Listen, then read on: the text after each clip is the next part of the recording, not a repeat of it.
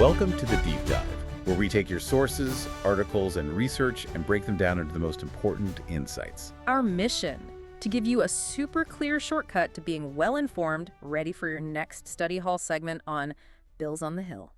And today, we're diving deep into a really big, really important proposed law, H.R. 1. You might hear it called the One Big Beautiful Bill, which is kind of a nickname it even gives itself in its own text. That's right. Our goal for this deep dive is to help you understand what's actually inside this massive bill, how it might affect our country, and why it's such a big deal in Washington. And we're going to explore its huge reach with a special focus on the parts found in Title 8. That's the section all about natural resources. It's a huge topic, but we're here to guide you through it piece by piece. Absolutely. So let's get started. Okay, let's start with the big picture. What exactly is H.R. 1, the big, beautiful bill? When we say colossal, we really mean it, don't we? Oh, absolutely. This isn't just about one specific issue. Right. One of our sources makes it very clear. H.R. 1 isn't a bill about just one thing. It's designed to be incredibly comprehensive. Okay. It touches on an amazingly wide range of topics. I mean, just imagine a bill that tries to change everything from how we vote to how we use our country's natural resources to the nitty-gritty of how the government itself runs, and even changes the tax rules. Wow. It's so expansive that, like you said, a part of the bill itself, Title 7, actually calls it the One Big Beautiful Bill. So it really leans into that name. It does. It's an attempt to tackle many major policy areas all at once. That sounds like a lot to handle in one bill. And what's interesting is that parts of this bill are specifically designed to go through a special, faster way to pass laws in Congress. Right. It's called the reconciliation process. Yeah. Why is that important for a bill like H.R. 1? That's a great question, and it's super important for understanding how such a sweeping bill might actually become law. Think of it this way. Congress manages the federal budget, right? It's like the government's giant checkbook showing how much money it will spend and collect. Makes sense. The reconciliation process is a special, faster way to pass bills that only focus on changes to that budget. Only budget stuff. Exactly. Bills that directly affect federal spending or how the government brings in money. It's not meant for broad policy changes that don't have a direct financial impact. So it's like a special express lane on the highway, Yeah. but only for certain types of legislative traffic that deal with money. Precisely. A perfect analogy. And in the Senate, there's a strict rule that acts like a traffic cop for this express lane. It's called the Byrd Rule. This rule makes sure that a reconciliation bill really stays focused on budget-related items. Okay, so it keeps things on track. It does. If a part of the bill doesn't directly change federal spending or revenues or the rules about how money is collected or spent, it's considered extraneous. Extraneous, meaning? Meaning it doesn't belong there and can be removed, stripped out. The Byrd Rule is there to prevent unrelated policy changes from getting a free ride on a bill that's supposed to be about money. And why does this referee matter so much for H.R. 1? What makes many of these policies eligible for this special process? Well, it's fascinating because many of the policies H.R. 1 proposes, as we'll see, have clear and direct financial impacts on the federal budget. Because they deal with government spending or revenue, they can potentially be included in a reconciliation package. And there are examples of this working before. Yes, our sources even point to past examples where similar types of funding have successfully passed the Byrd Rule review. Like what? For instance, during the Inflation Reduction Act in 2022, there were amendments to fund border fencing and technology, and also a large amount of money for hiring IRS agents. All these were allowed because they were about spending money on existing government functions or had a direct budget impact. Yeah. This shows that if a provision directly affects the government's money, it has a good chance of being included in this fast-track process. That's a crucial insight into how a bill this large can even be considered. Now, let's move into one of the major areas H.R. 1 addresses, securing the border. Right. Our sources paints a pretty clear picture of the challenges the nation is facing, especially at the southern border. Can you give us some context? Certainly. Our sources emphasize that secure borders are absolutely fundamental to our national security. Okay. They're about protecting the people of our country, preserving our independence as a nation, and keeping our economy safe. And the current situation. The information provided describes a system that's under enormous pressure. And it sounds like it. I saw numbers about a really large increase in people crossing the border. Indeed. According to government data from 2024, since January 2021, Over 8 million people have reportedly crossed the southern border illegally. 8 million. Wow. And that number doesn't even include an estimated almost 2 million gotaways, people who managed to avoid being caught, as reported by officials in 2023. So potentially 10 million people total. That's the scale we're talking about. This huge increase, as one source from 2024 highlights, has completely overwhelmed the border security and immigration system. And it's not just at the border itself. No. It's not just affecting the communities right on the border. Cities and states far from the border are also struggling with this influx, pushing their resources to the limit. So it's not just a problem for border towns, but something that affects communities across the whole country. That's the clear implication from the sources, yes. One source from the U.S. Senate Committee on Foreign Relations in 2022 suggests that the current administration's approach has failed to address illegal immigration and may have even actively encouraged it. What policies are mentioned? Policies like catch and release, where people are released after being caught, and weak enforcement are mentioned as sending a message that the nation is open to anyone who can reach the border. So that source connects policy to the surge. Yes, that viewpoint frames the current situation as a result of specific policy choices. And what do people across the country think about this? Is border security something they care about a lot? Our sources indicate it's a top concern. In a 2024 poll, almost half of all likely voters. Nearly half. Yes, including many independent voters and a large majority of Republicans, said securing the border is their top priority. And funding. What about paying for border security? The feelings are also very strong there. Over 3/4 of voters agreed that federal funding for border security should go towards solutions that end the crisis instead of continuing to fund programs that enable or support illegal immigration. So fund solutions, not just management. That seems to be the sentiment. And many also agreed that we should secure the southern border so that the federal government no longer has to carry the financial burden of mass illegal immigration. Right. This suggests a clear public demand for action that focuses on ending the border crisis and reducing the financial cost to taxpayers. Wow, those numbers are very clear. So given that, what are some of the specific actions H.R. 1 proposes to make our borders more secure? Let's hear the details. Okay. H.R. 1 proposes several direct and important actions within two key sections, Titles 6 and 7, to strengthen border security.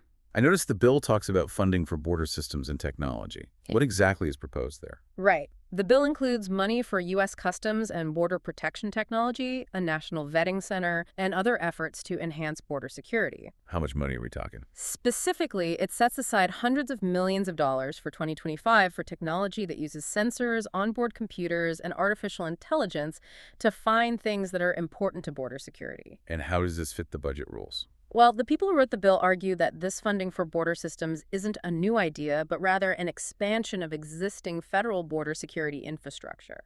Ah, so building on what's already there. Exactly. Because it adjusts spending on an established federal function, something the government already does, it's considered eligible for inclusion under the Byrd Rule, as we discussed earlier. So it fits that special budget rule. And you mentioned there are examples of this type of funding passing before, right? Yes. Our sources highlight two important examples. During the discussion of the Inflation Reduction Act of 2022, one senator suggested adding hundreds of millions of dollars for border fencing. Okay. And another proposed similar funding for technology to detect dangerous drugs like fentanyl. Both of these proposals were allowed to go forward under the Byrd Rule. Why were they allowed? Because they were for things in the agency's jurisdiction, and those things have been appropriated previously, meaning the government had already spent money on these types of things before. So there's precedent. Exactly. These past examples are important because they show that this type of funding can likely be included in a reconciliation bill. That's a really solid point. Beyond the physical structures and technology, what about fees for immigration applications? This sounds like a way to help cover costs. It is. A part of H.R. 1 introduces new fee structures. For example, it proposes a processing fee that cannot be waived when someone applies for asylum. Non-waivable. All right. The idea, according to the source, is that this fee should be enough to cover the ongoing costs of processing these applications and even help make up for past costs that weren't covered. And the goals? The goals are to ensure that the government's immigration services are paid for, to reduce the national debt, and potentially to discourage asylum claims from those who are unlikely to be approved. And that fits the budget rule because it directly affects government income, federal revenue, so it's eligible for reconciliation. Non-waivable. That's a strong point. Are there other fees mentioned? Yes, the bill sets a minimum fee for initial applications for permission to work, Okay. and the same minimum fee for renewing or extending that work permission if it's based on an asylum application. And these fees change over time. They would be adjusted each year based on the cost of living, the CPI. It also proposes fees for initial and renewed parole applications. And can these other fees be waived? No. A significant detail across these sections is that these fees shall not be waived or reduced, meaning there's no way to avoid paying them once they are set. So, no way around them. And are there any specific situations where these fees wouldn't apply? Any exemptions? There are some very specific exceptions for the parole fee. Like who? These include people who are victims of serious human trafficking, certain family reunification cases linked to specific international agreements, and people who are helping the U.S. government with law enforcement issues. Okay, very specific cases. Yes. However, it's very important to note that the bill specifically states that young people who were granted deferred action under the DACA process, deferred action for childhood arrivals, are not considered lawfully present for certain health coverage benefits under the bill. That's a very specific detail regarding DACA recipients. Where do these collected fees actually go? Does it fund the system? Up to a quarter of all the fees collected from these applications can be moved to another part of the government that deals with immigration court cases, the EOIR. Okay. This allows them to use that money without needing more approval from Congress. Any money left over is then put directly into the general fund of the U.S. Treasury. So it supports the courts and the general budget. That's the structure, yes. It creates a clear way for these fees to support immigration-related operations and the government's budget.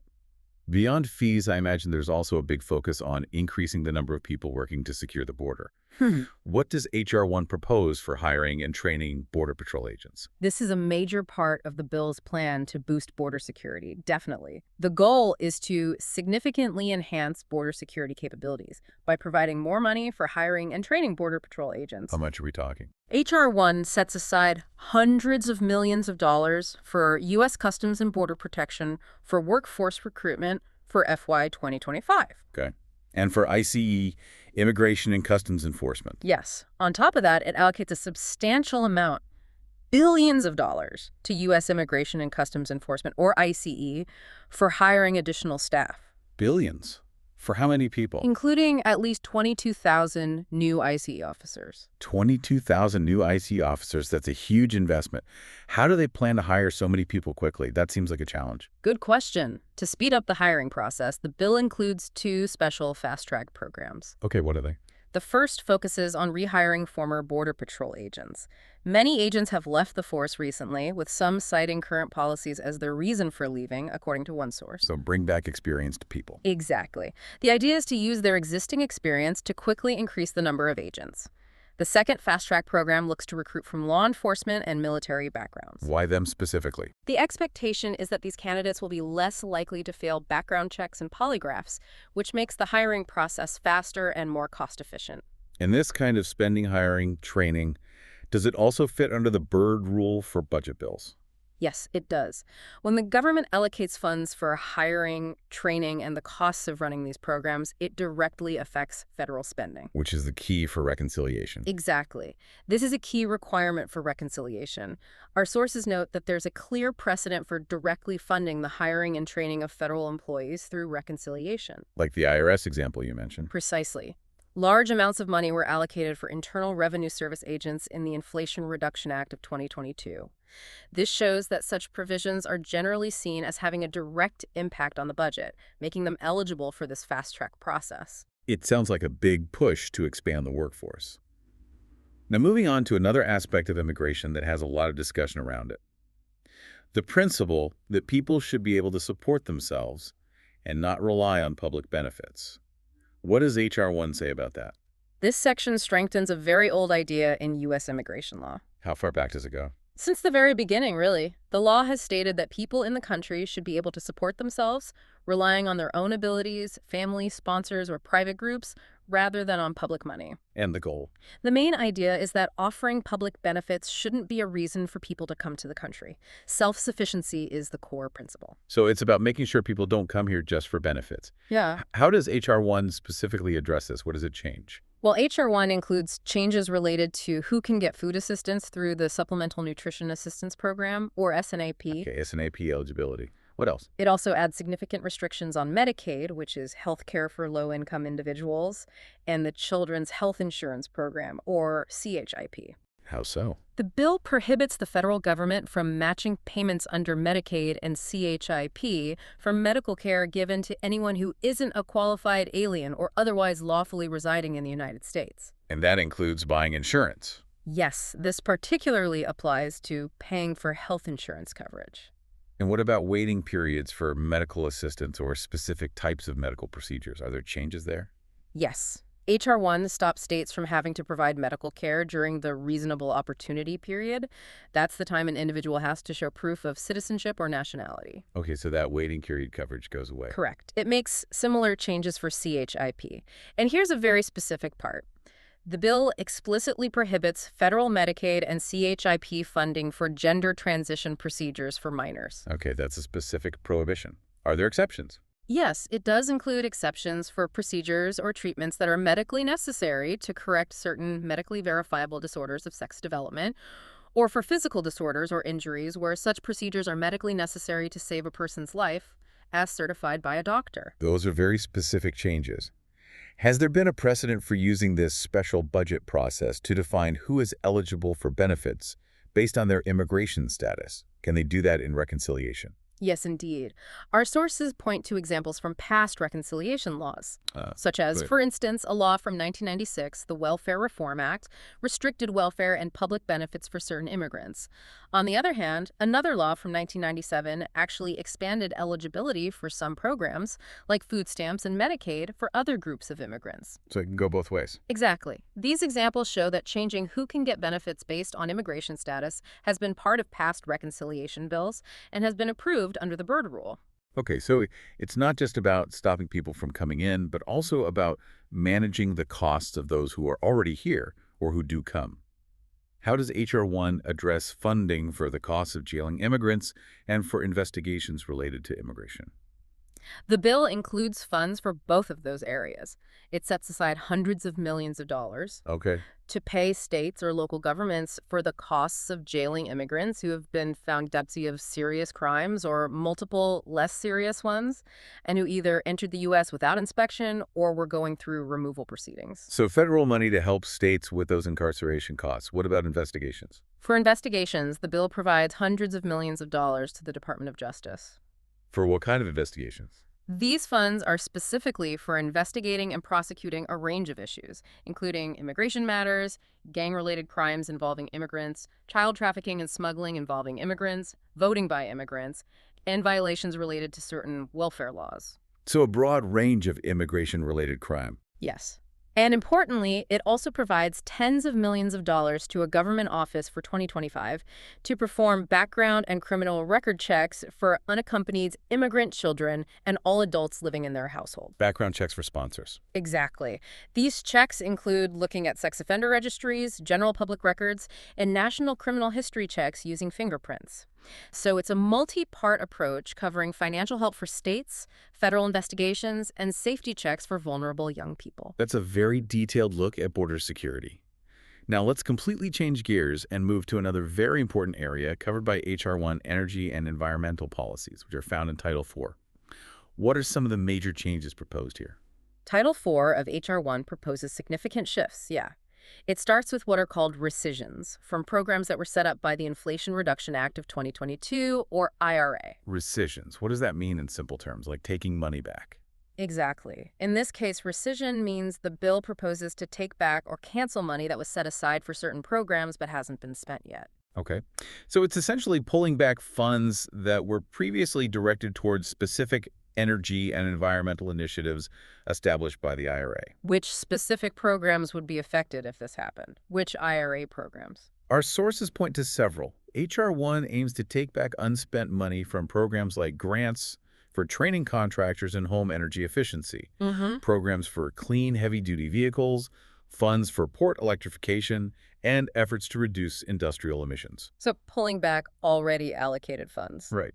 Furthermore, it proposes to completely get rid of both the Greenhouse Gas Reduction Fund and the Low Emissions Electricity Program by repealing the laws that created them. Repealing the laws entirely. Yes, essentially canceling their unspent money and the programs themselves. This is a direct reversal of funding that was previously allocated for these specific green energy and emissions reduction efforts. So it would significantly cut funding for some clean energy initiatives. What about making it easier to build new energy projects like power lines or pipelines? That sounds like streamlining energy infrastructure permitting. That's definitely the goal of another part of Title II. H.R. 1 includes measures to speed up the approval process for new energy infrastructure. Wow. For things like interstate electric power lines or hydrogen pipelines, it would require a government agency called FERC, the Federal Energy Regulatory Commission, Okay, issue a certificate of crossing just by paying a fee, a $50,000 fee. This is clearly designed to make it easier and faster to build energy projects that cross state lines. And for other energy projects, is there a similar, faster review process? Yes. The bill would allow companies applying for certain covered energy projects to pay a fee and choose a faster review process for all the federal permits or approvals they need. How fast are we talking? Generally, federal agencies would have a strict one-year deadline to approve or deny these applications, with a possible 6-month extension only if the company agrees. And once these approvals are made, is it difficult for people to challenge them in court? Can communities fight them? Here's where it gets really interesting regarding speeding things up. The bill significantly limits who can challenge these approvals, and for what reasons. Limits how? Generally, only the company applying or those who can prove they'd suffered direct and irreparable economic harm can challenge them. Direct economic harm. That sounds hard to prove. It does. This makes it much harder for outside groups like environmental organizations or local communities to stop these expedited energy projects through the courts. And what about pipelines for things like carbon dioxide, hydrogen, and petroleum? How does H.R. 1 handle permits for those? The bill adds a whole new section to an existing law, the Natural Gas Act, specifically for permitting pipelines that carry carbon dioxide, hydrogen, and petroleum. A new process just for them. Yes. Anyone can apply for a license to build or operate such a pipeline, but it comes with a substantial fee. How much? $10 million. $10 million. Wow. And what about state or local objections? This is crucial. If FERC issues a license under this new section, the bill states that no requirement of state or local law that requires approval of the location of the covered pipeline shall have any force or effect. So federal approval overrides local decisions. That's exactly what it means. Federal approval would override any objections from state or local governments about the pipeline's route, giving federal authority the final say in these cases. That's a major change in how those projects could move forward. What about a de-risking compensation program? That sounds like a way to protect companies building energy projects. It is. H.R. 1 proposes creating a new de-risking compensation program within the Department of Energy. And its purpose? Its purpose is to provide money, compensation, to companies that sponsor certain covered energy projects if they lose money directly because of qualifying federal actions, meaning decisions made by the federal government. So if a federal decision causes a project to lose money, the government might pay them back. How would that program be funded? Seems expensive. Good question. The companies sponsoring the projects would pay an initial enrollment fee and then annual payments called premiums, which could be up to 5% of the project's cost. So the companies pay into a fund. Exactly. This money would go into a special fund to support the program. To get compensation, a company would need to clearly show how the federal action directly led to their losses or stopped their project, and that the project would have otherwise been viable without that federal action. It's designed as a kind of insurance against certain financial setbacks caused by government actions for energy projects. That's a unique approach. What else is in the energy and environment section? Are there any specific government rules that would be canceled, like just wiped off the books? Yes, there are. H.R. 1 directly targets and cancels 2 specific rules from government agencies. Which ones? First, it cancels a rule from the Environmental Protection Agency, or EPA, about multi-pollutant emissions standards for vehicles from 2027 and later years. Okay, the EPA emissions rule. And the second? Second, it also cancels a rule from the National Highway Traffic Safety Administration, or NHTSA, about corporate average fuel economy. or CAFE, standards for cars and light trucks. The fuel economy standards. Right. Both of these rules were published just in April 2024. So this bill is a clear move to undo recent regulations about how clean vehicles need to be and how fuel efficient they must be. And finally, in this energy section, what about spectrum reallocation? That sounds more like communication technology than traditional energy. Why is it here? It might seem that way, but it's included in this Title IV. The bill tells the relevant government commission, most likely the Federal Communications Commission, or FCC, to rearrange and then sell off parts of the radio spectrum that have been identified by another agency, NTIA. Sell off spectrum. For what purpose? The purpose is to free up more radio frequencies specifically for mobile broadband use, which ultimately means faster internet and better wireless services for you. So it's about infrastructure like energy. Exactly. It's about making the most efficient use of our airwaves, which, like energy, is a critical part of our modern economy and infrastructure. Okay, we've covered some really broad strokes. Now let's get to our special focus area for this deep dive, Title 8 of H.R. 1, which is all about natural resources. Right, Title 8. This is where we really get into the specifics of how this bill would impact our environment and how federal lands are used. Let's start with offshore oil and gas leasing and royalties. What's changing there? This is a significant area of change. H.R. 1 proposes to change the rules for how much the government charges companies to drill for oil and gas offshore. Currently, there's a range for the royalty rate. Okay. H.R. 1 changes this range to not less than 12.5%, but not more than 18.75%. So what does that actually mean for the money the federal government collects? Does it go up or down? Well, what it means is a potential reduction in the minimum amount the federal government can collect from these offshore oil and gas operations. The minimum rate could go down. Exactly. The previous range, for a specific period, had a higher minimum. This change indicates a potential reduction in the minimum royalty rate. And the impact. This change could encourage more drilling by lowering the cost floor for companies, but at the same time, it could decrease the revenue the government gets from these activities, especially if they set rates at the lower end. It's a balancing act between encouraging energy production and ensuring government income. That's clear. Now, let's talk about Alaska's oil and gas resources, specifically in the Arctic National Wildlife Refuge, or ANWR. This has been a really hot topic for a long time, with many different opinions. What does H.R. 1 say must happen for ANWR? You're right. ANWR is a very sensitive area environmentally, and there's been much debate. H.R. 1 includes direct mandates for oil and gas activity there. Mandates, like they have to do it. Yes. It requires the Secretary of the Interior to hold at least one oil and gas lease sale in the coastal plain of ANWR by the end of 2024. By the end of 2024. And after that, sales must happen not less frequently than once every 2 years. So regular sales. And how large would these sales be?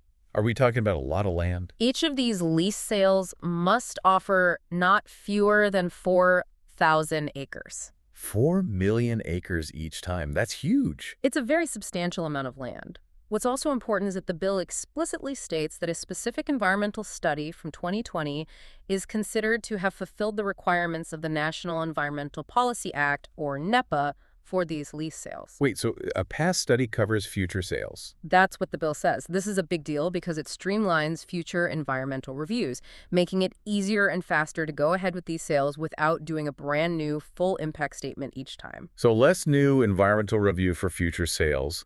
What about exploration activities within ANWR? Can companies look for oil and gas easily?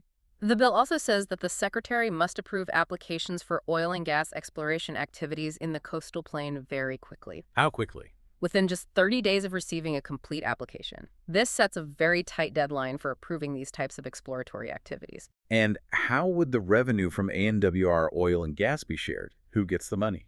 From the money collected from bonuses, rentals, and royalties from the ANWR oil and gas program, 50% will be paid to the state of Alaska. Okay. And the remaining 50% will go to the U.S. Treasury. This sets up a clear 50-50 split for how the money will be divided between the federal government and the state. Okay, so that's ANWR. What about the National Petroleum Reserve Alaska, or NPRA? Is it treated similarly? Is there drilling mandated there too? Yes, in many ways. For NPRA, the bill also requires the Secretary to hold oil and gas lease sales not less frequently than once every 2 years, starting in the first full calendar year after the bill becomes law. And the size of those sales? Like ANWR, each of these sales must offer not fewer than 4,000 acres. 4 million acres there, too. Ah. And the environmental review. And similar to the ANWR rule, a specific environmental study from 2020 is considered to have fulfilled NEPA requirements for these future lease sales. So, same approach for environmental reviews in NPRA. Oh. Exactly. Again, this is about speeding up environmental reviews to allow for more frequent and extensive oil and gas development in these parts of Alaska. It sounds like a strong push for more resource extraction in Alaska. Mm-hmm. Let's move to hard rock mineral leases, like for metals, gold, copper, things like that. What does H.R. 1 propose for those? For hard rock minerals, H.R. 1 describes a specific process for granting preference right, hard rock mineral leases. Preference right. What does that mean? It means turning existing claims for minerals, which might be less secure, into long-term leases. And it includes rules for renewing them.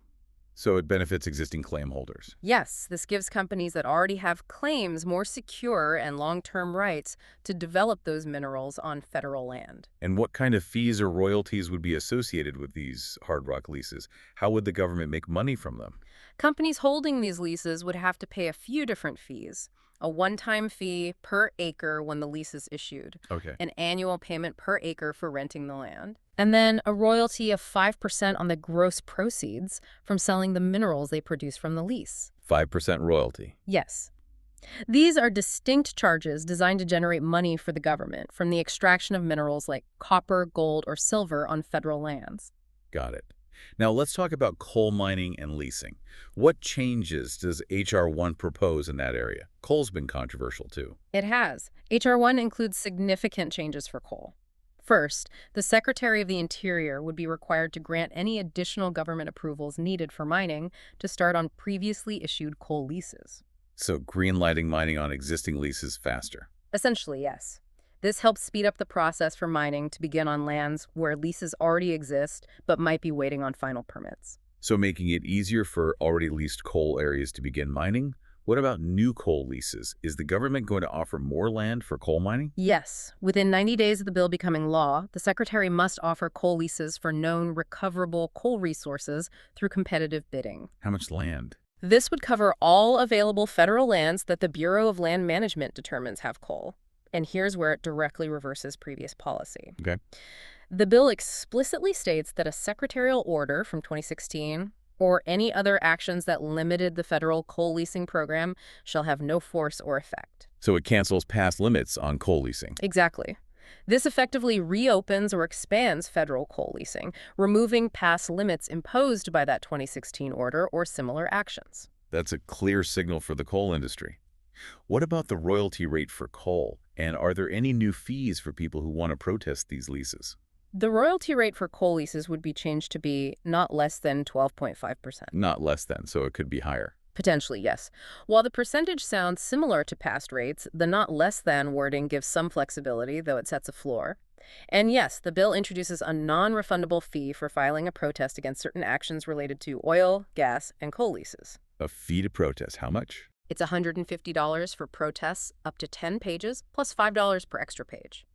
This adds a cost to challenging these leasing decisions. Okay, so a clear push for more fossil fuel extraction. What about renewable energy development in Title VIII?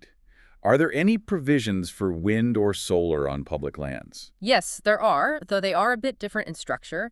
H.R. 1 requires the Secretary to collect an annual acreage rent from anyone holding a right-of-way for a renewable energy project, like a wind or solar farm on public lands. The rent for the land use. Yes. This rent is paid until the project actually starts generating energy. And once it starts producing electricity, is there a different fee then? Yes. Once energy generation begins, the Secretary will annually collect a capacity fee. This fee will be the greater of either the initial acreage rent amount or 4.58% of the gross money earned from selling the electricity produced by the renewable energy project. Is there anything that could reduce that fee? Any discounts? For wind energy projects, yes. If the land is also used for livestock grazing, the company can ask for a 10% reduction in the capacity fee. Interesting. Linking renewables and grazing. It's called a multiple use reduction factor. The bill also requires a minimum bid of $5 per acre for competitive renewable energy leases on public lands. So while it adds fees for renewable energy, it also provides specific ways for these projects to be developed on federal lands, including minimum bid requirements for leases. That's a comprehensive look at the natural resources part of the bill. Finally, in this section, what about how federal lands are given away or managed? Are there any specific land plans that H.R. 1 would stop or allow?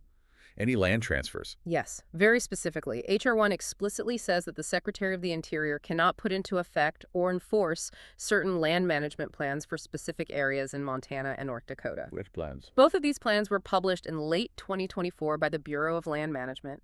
This means the bill would effectively stop these particular federal land management plans from starting or being enforced. So it's about overriding existing plans for certain areas. What about national forest lands? How are they managed? For National Forest System lands, the head of the Forest Service is allowed to enter into long-term contracts or agreements, lasting at least 20 years, with options to extend for managing certain national forest lands. Long-term contracts with who? Private companies. It doesn't specify just long-term contracts or agreements. Any money made from these agreements will go into the general fund of the U.S. Treasury. This opens up a way for potentially private or other groups to manage national forest lands under long-term agreements. And are there any specific federal lands that would be transferred to local governments? Like giving land away? Yes, the bill includes provisions for transferring specific pieces of federal land in Utah to local entities. Where in Utah? This includes allowing the sale or exchange of certain federal land in Washoe County, Utah, with the money going into the Treasury. The Secretary and Washoe County would work together to choose parcels, looking at whether they are suitable for affordable housing. Okay, Washoe County. Anywhere else? Additionally, the bill transfers specific land parcels to Beaver County and the city of St. George, Utah, as shown on maps from early 2025. And are there conditions? Yes, all these land transfers are subject to existing rights and must be for not less than fair market value based on professional appraisals. The local entity receiving the land pays all the related costs, and the money goes into the general fund of the Treasury. This shows an intention to move federal land to local control for various purposes. That's a truly detailed picture of Title VIII. It really highlights the significant changes this bill proposes for natural resources.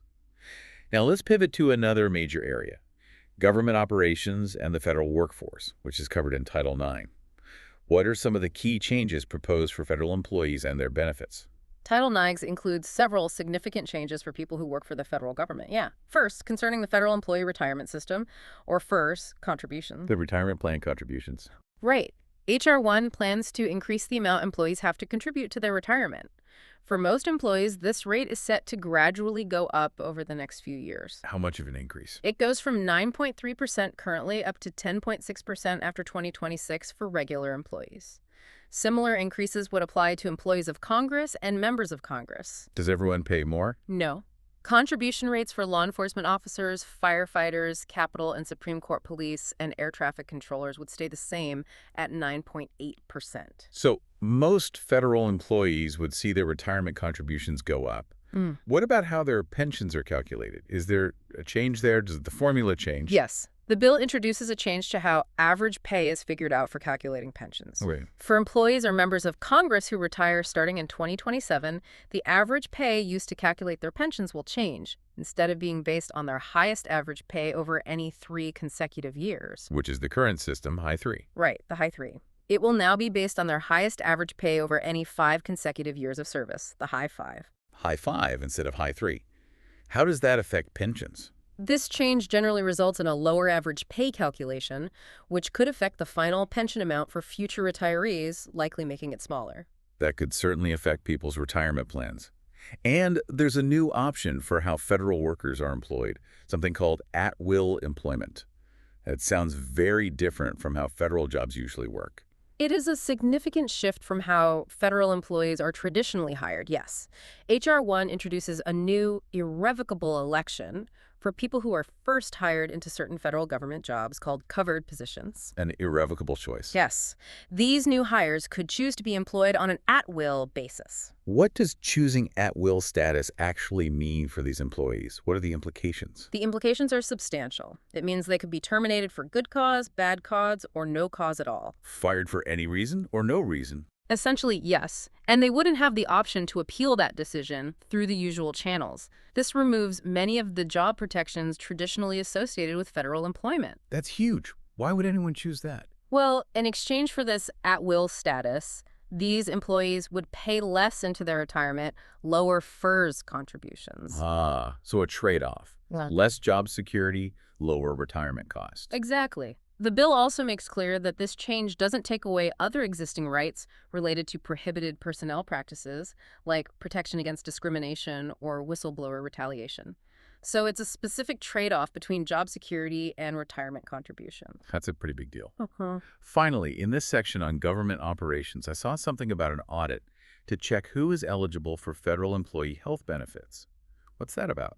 Verifying family members? Yes. The bill requires a comprehensive audit.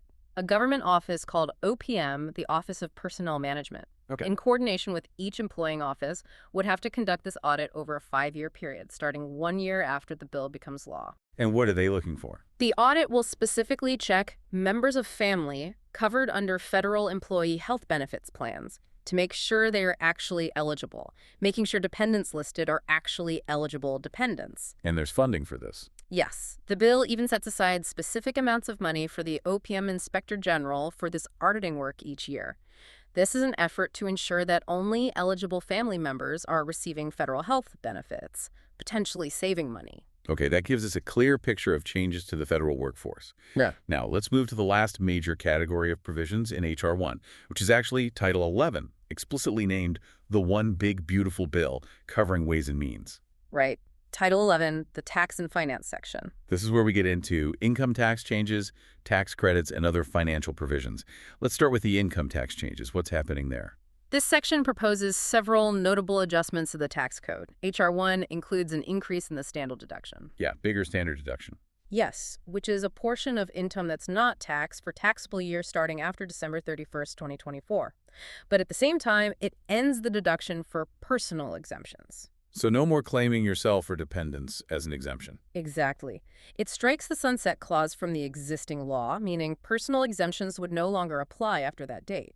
So a bigger standard deduction, but no more personal exemptions. That sounds like a trade-off. What about a deduction for qualified business income? That's Section 199A, right? Yes. The bill makes that specific deduction for qualified business income permanent by removing its previous expiration date.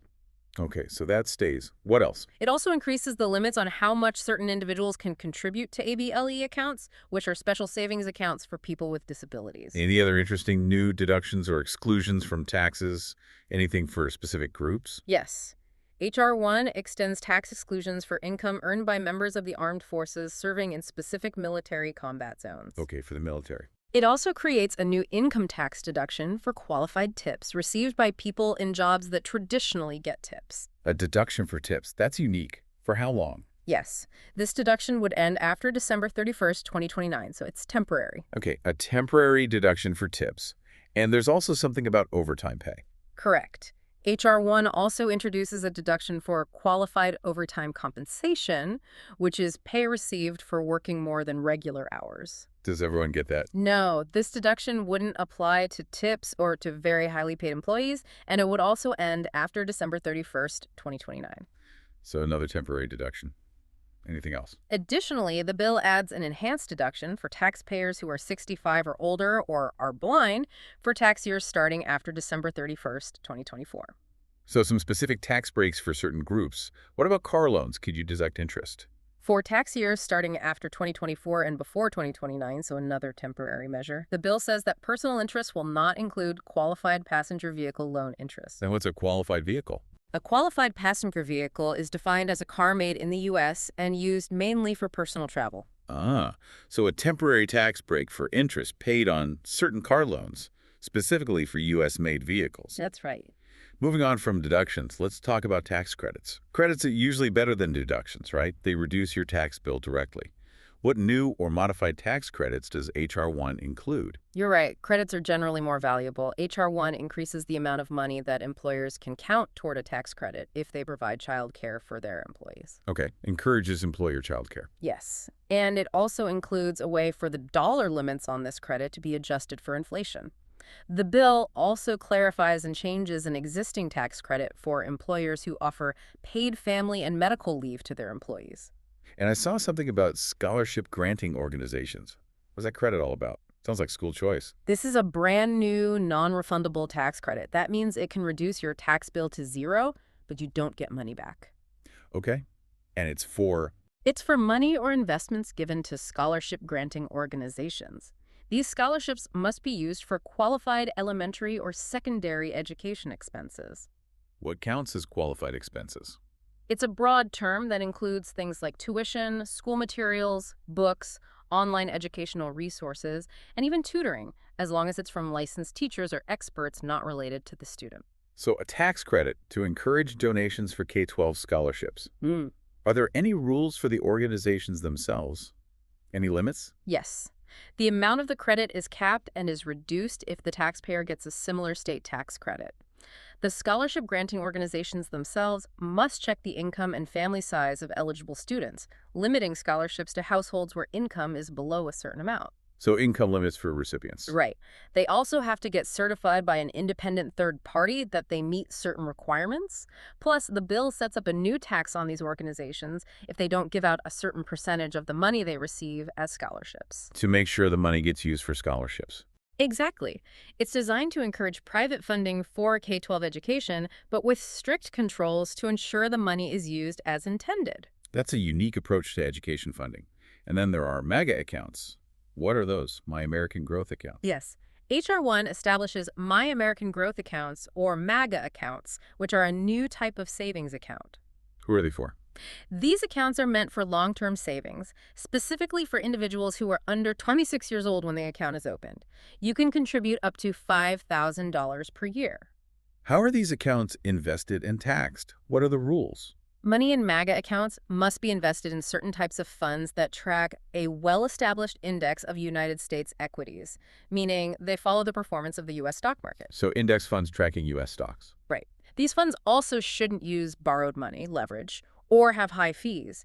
When you take money out of MAGA accounts, it's taxed at the same rate as investment gains, so capital gains rates. And when can you take money out? Generally, you can't take money out until you turn 60, with some exceptions for disability, qualified higher education costs, or certain first-time homebuyer expenses.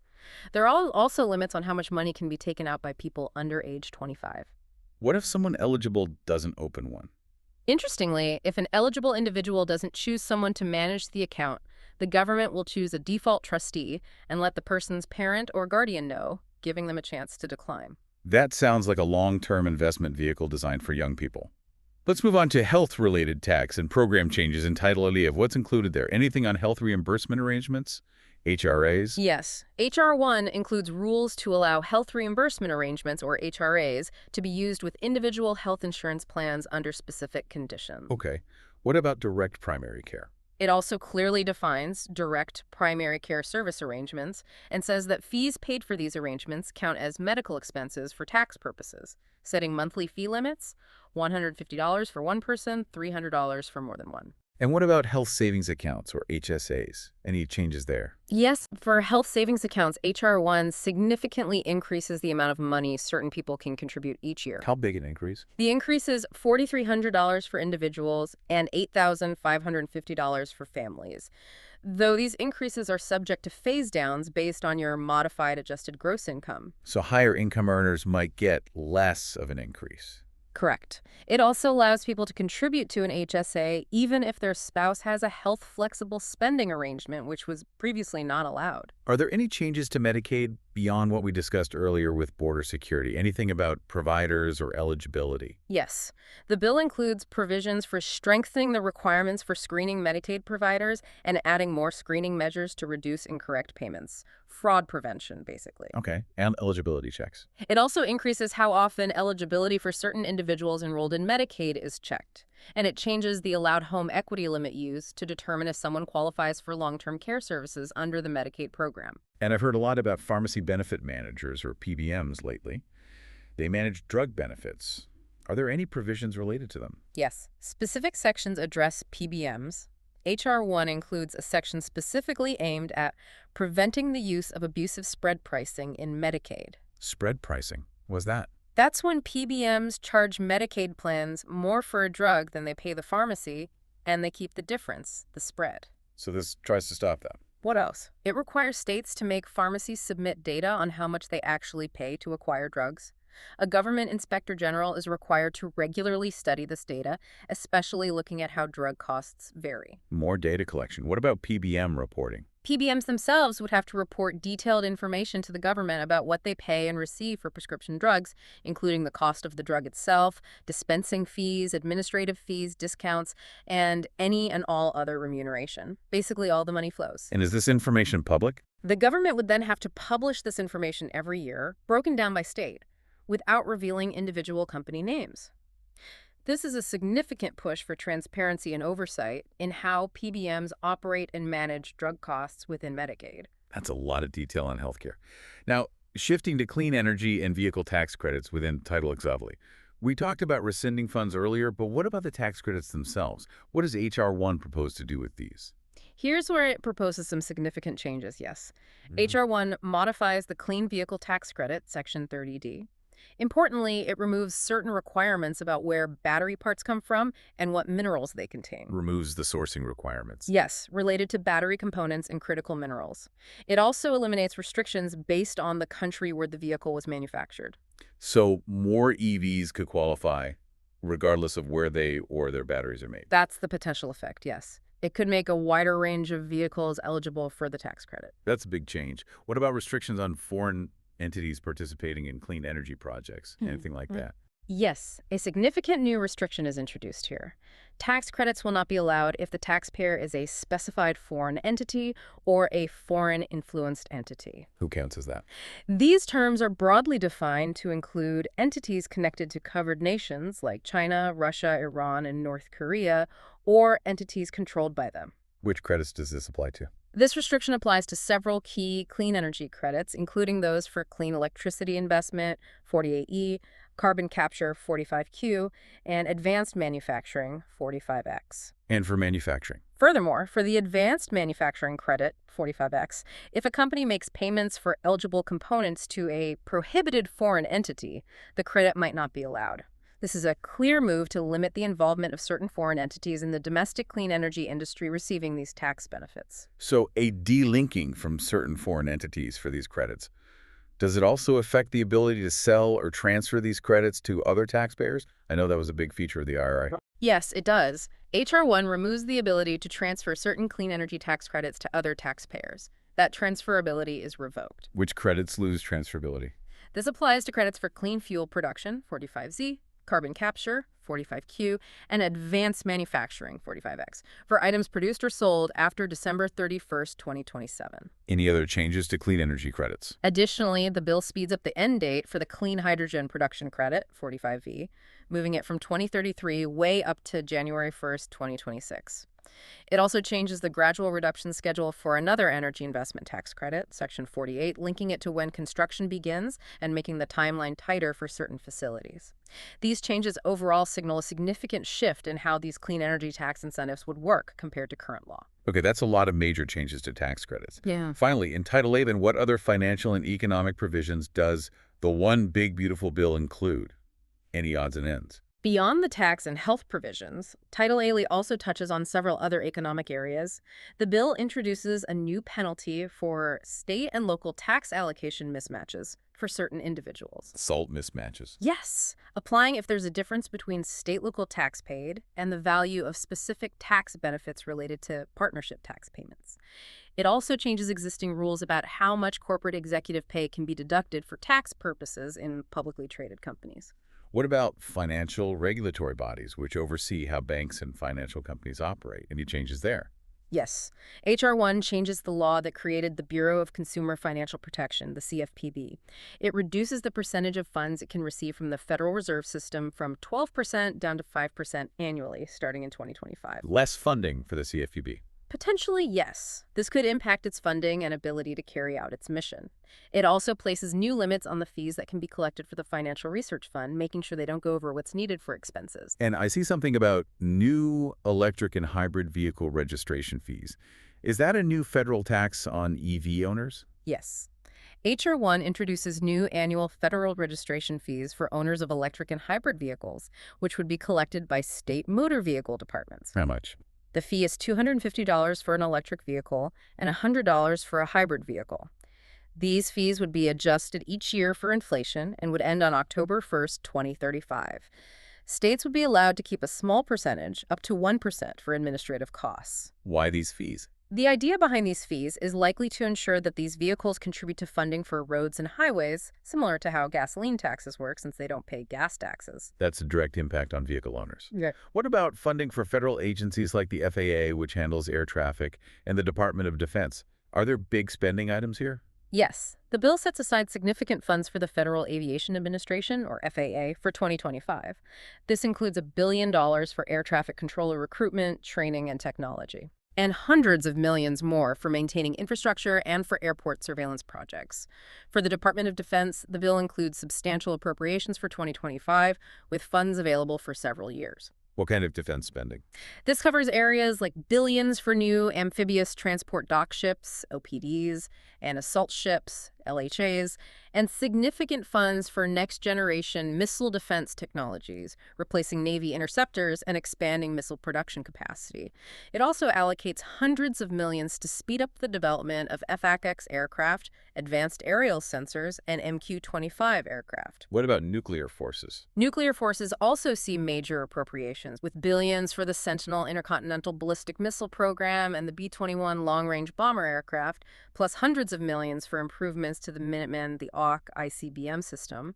There's even money, $150 million, to speed up audits of the Department of Defense's financial statements. So major funding for military readiness and modernization. And the Coast Guard, are they included? Yes. The Coast Guard also receives substantial funding for 2025, available for several years. This includes billions, $2.5b, for acquiring and building assets like national security cutters and fast response cutters. What else for the Coast Guard? There are hundreds of millions, 425 Mers, for designing and constructing new barracks and training centers, and over $1 billion, 1.3b, for aviation, cutter, and shoreside facility maintenance, including hundreds of millions, $500, to acquire a floating dry dock. Clearly a strong emphasis on defense and security funding. What about higher education changes? Are there any new provisions impacting college students or institutions in this bill? Yes, there are several key changes affecting higher education tucked away here. For financial aid in the 2025 to 2026 school year, the amount of need for a student will be based on the student's cost of attendance. That's fairly standard. Okay, but does it change? Yes. For 2026, 2027, and beyond, it shifts. It will be based on the median cost of college for the specific program of study, as determined by the Secretary of Education, minus the student aid index. Median cost, not actual cost. How does that work? It's a different calculation. It could mean aid is less tied to the specific tuition of a high-cost school and more towards an average cost for that type of program nationwide. That's a significant change to how financial aid is calculated. Sure. What about student loans and repayment plans? Any changes there? Starting in mid-2026, there will be a cap on the total amount of unsubsidized federal loans that graduate students, who aren't professional students, can take out. The cap is $65,500. A lifetime cap for grad school loans. It's aggregate cap, yes. It also allows colleges to limit the total loan amounts for a specific program of study. Also, starting in mid-2026, the Secretary of Education must offer new repayment plans that are either fixed amounts or income-based. Are there any changes to Pell Grants, which are federal grants for low-income students? Yes. For students who first receive a Pell Grant starting in mid-2025, they won't be eligible for an award if they are enrolled in less than half-time study during an academic year. No Pell for less than half-time students. Correct. For new recipients. There are also new rules for workforce program eligibility for Pell Grants. Workforce Pell Grants, what are those? These require programs to meet needs for high-skill, high-wage, or in-demand industries, and to lead to recognized post-secondary credentials like certificates. These programs must also meet certain completion rates and median earnings criteria.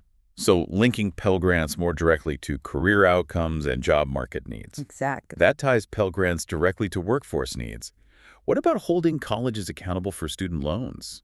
Making schools have some skin in the game? Yes, the bill includes a new section called institutional reimbursements.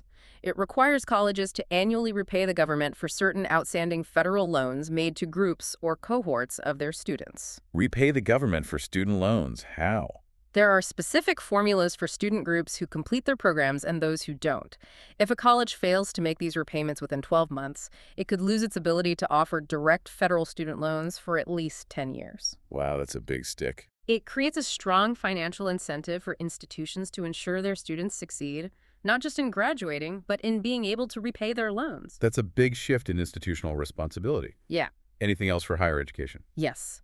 The bill establishes promise grants for eligible colleges that meet certain maximum total price guarantee requirements for students. These colleges would use the funds to increase affordability and student success. Price guarantees. Interesting. And one more thing.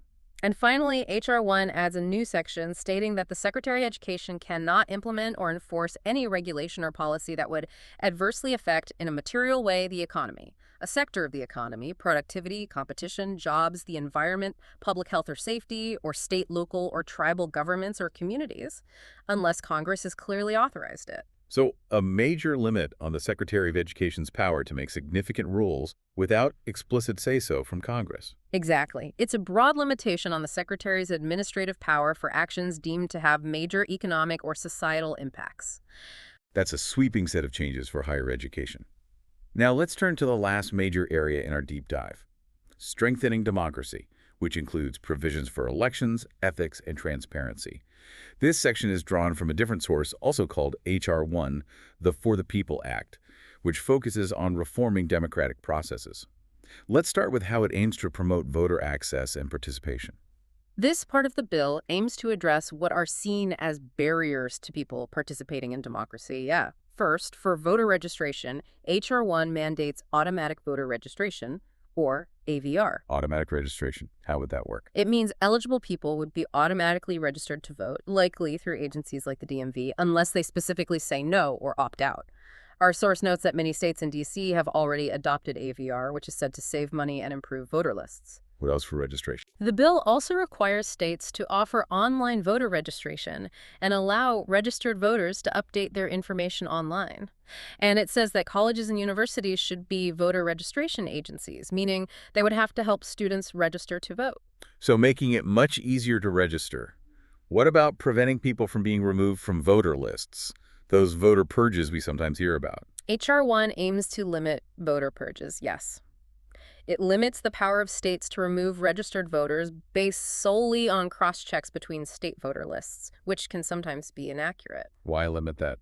This is meant to address concerns about millions of voters reportedly being removed from lists, sometimes incorrectly, especially in states that used to be under federal oversight. The goal is to protect eligible voters from being wrongly removed. What about identification requirements for voting? Voter ID laws. That's often a point of debate. How does this bill handle that? If a state requires identification for voting, H.R. 1 allows any individual who isn't a first-time voter who registered by mail to submit a sworn written statement under penalty of perjury to confirm their identity and eligibility instead of showing a specific ID. A government commission, the EAC, is tasked with creating a standard form for this. So an affidavit option instead of photo ID for some voters. Exactly. It provides an alternative way for voters to prove their identity if they don't have a specific ID form required by the state. And what about absentee voting, when you mail in your ballot, and early voting, where you vote before Election Day? How would H.R. 1 affect those? Does it expand them? Yes, the bill includes several provisions to expand absentee and early voting. It requires each state to electronically send blank absentee ballots to eligible individuals who ask for them, similar to how overseas voters get them. Electronically. Blank ballots. Yes, blank ballots electronically. However, it's very important to note that completed ballots cannot be returned electronically. You still have to mail it or drop it off. Okay, that's a key distinction. What else for absentee? States also wouldn't be able to reject a valid ballot just because it lacks a notarization or a witness signature, or because of the type of paper or envelope used. So fewer technical reasons to reject a ballot. Right. Furthermore, states would be required to provide secure drop boxes for completed absentee ballots in every county for federal elections, and it would require mandatory in-person early voting. Mandatory early voting. For how long? For federal elections, for at least 15 days before an election, for at least 10 hours per day, including Saturdays and Sundays. That's a lot of changes to make voting easier and more accessible. What about issues at polling places, like long lines? Does it address wait times? It does. H.R. 1 states that states must provide a sufficient number of voting systems, poll workers, and other election resources at polling places to prevent lines and wait times from being longer than 30 minutes. The 30-minute maximum wait time goal. That's the goal set by the bill. It also prohibits states from banning curbside voting or limiting who is eligible to vote using it. These measures aim to make the voting experience more efficient and accessible on Election Day itself. Okay, so that covers voter access. Now let's talk about enhancing election security and integrity. What measures are proposed to protect our elections from problems like hacking or errors? A core idea in this bill is the requirement for voter-verified paper ballots. Paper ballots for all federal elections. Yes. H.R. 1 requires states to use individual, durable paper ballots for federal elections that voters can check for accuracy. These ballots must be counted by hand or by an optical scanner machine that reads them. Why the emphasis on paper? The importance of paper ballots is highlighted as a key protection against hacking and cyber attacks because they provide a physical record that can be checked or recounted without relying only on computer software or hardware, which could be compromised. So a paper trail for every vote. What role does the Election Assistance Commission, or EAC, play in all this? Are they involved in security? Yes, H.R. 1 brings back the full power of the EAC and removes its funding limits. It allows the EAC to give grants to states for various improvements. Grants for what?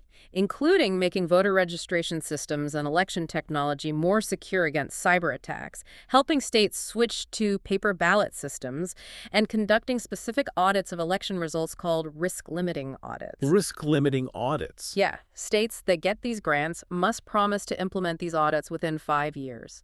This gives states the tools and support to upgrade their election systems and verify results statistically. And what about the Department of Homeland Security's role in election security?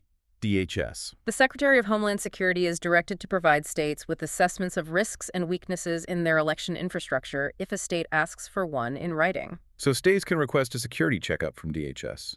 Essentially, yes. This aims to give states expert analysis to protect against threats. The bill also makes changes to an existing law to require the EAC to arrange for testing of voting system hardware and software by accredited laboratories 9 months before regularly scheduled federal elections, ensuring systems are thoroughly checked before use. And are there new cybersecurity guidelines for election systems, like best practices? Yes. A special committee within the EAC must issue cybersecurity guidelines for elections. These include standards and best practices for buying, maintaining, testing, operating, and updating election systems to prevent and stop cybersecurity incidents. It's a complete approach to making sure the digital parts of elections are secure. That's a thorough look at election security. Now let's talk about campaign finance reforms. Our sources mention the impact of the Citizens United Supreme Court decision, which changed how money can be spent in elections. What does H.R. 1 aim to do about that? Big money in politics. The bill aims to address the Supreme Court's 2010 Citizens United decision, yes. That's the one which said that corporations have a First Amendment right to spend unlimited amounts of money from their general funds to influence elections.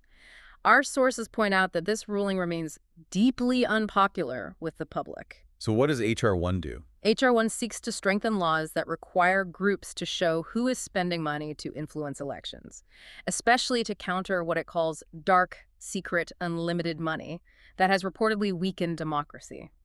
The source notes that huge amounts of money, over $1 billion since 2010, have been spent without revealing the source. So it's all about making sure people know who is spending money to influence elections. Yeah. Transparency. How does it tackle this dark money specifically? It does this mainly through 2 laws that are included in the bill. First, the Disclose Act. Okay, Disclose Act, what does it do? This part puts into law existing rules that prohibit people from other countries, foreign nationals, from directing or taking part in decisions about campaign spending.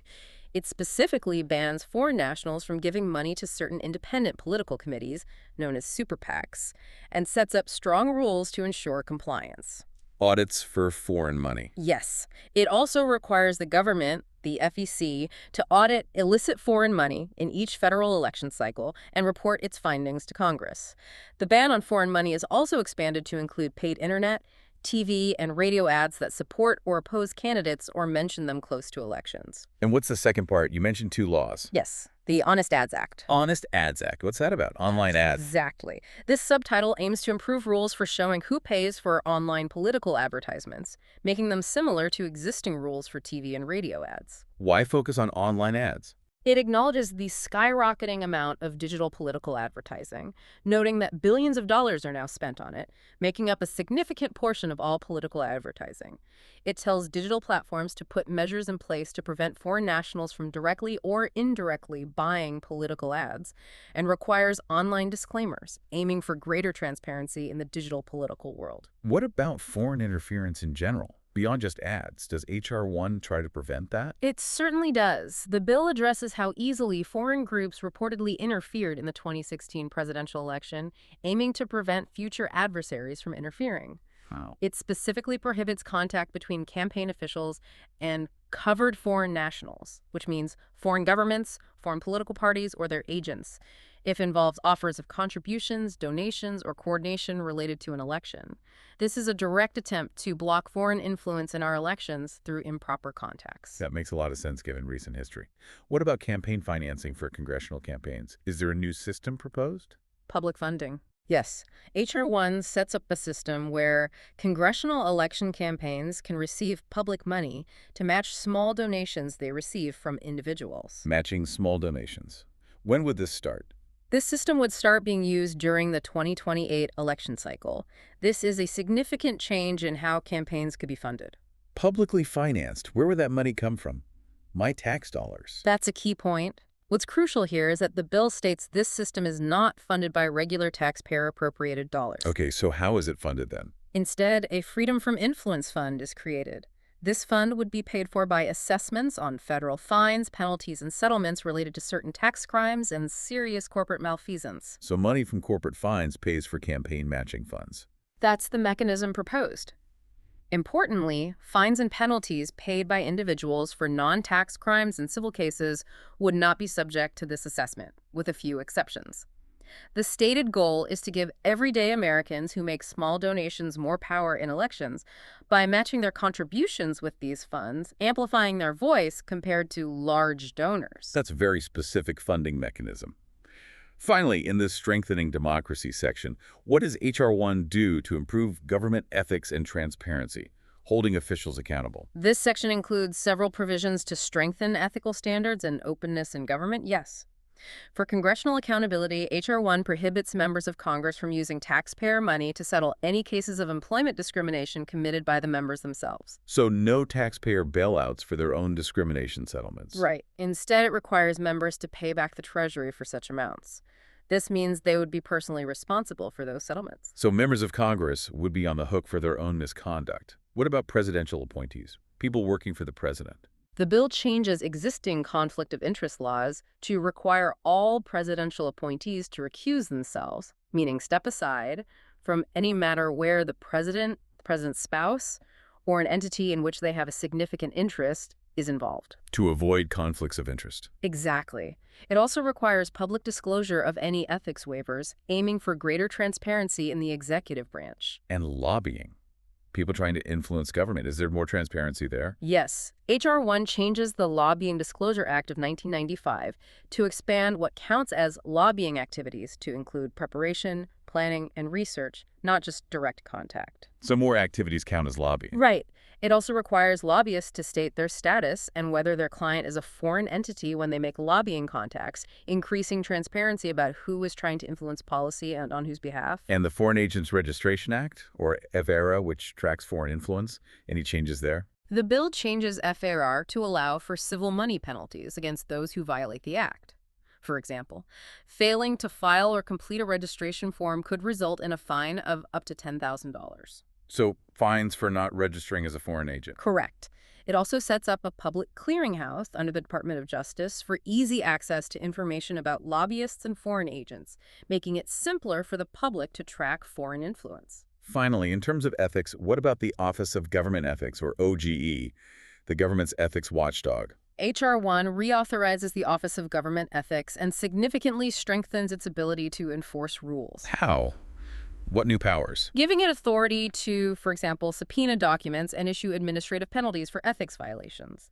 The bill also clarifies that the White House must follow the Ethics in Government Act. And making information public? Yes, to further improve transparency, H.R. 1 directs the government to create a searchable, publicly available online portal. This portal would be a central place for government reports mandated by Congress, making federal agency information more easily available to the public. All of these measures together aim to build stronger public trust in our democratic institutions. Wow, that was a truly expansive deep dive. You've just completed a comprehensive exploration of H.R. 1, the big, beautiful bill. We really have. We've uncovered its vast scope, from its ambitious proposals for border security and significant changes to natural resource management in Title VIII, our special focus to reforms in federal employee pensions and the tax code. And even sweeping changes to how our elections are conducted and how government ethics are enforced. It covers so much ground. It really does. This single expansive bill touches so many different aspects of how our government operates and consequently how it can impact your daily life. Absolutely. It shapes everything from potential changes in federal programs to the environment around you and how future elections will be run. It really is the one big, beautiful bill in its sheer breadth. Indeed. And as we've seen, H.R. 1 aims to bring about extensive changes, often by revising existing laws or even completely changing previous policies. Which leads to a question. Right.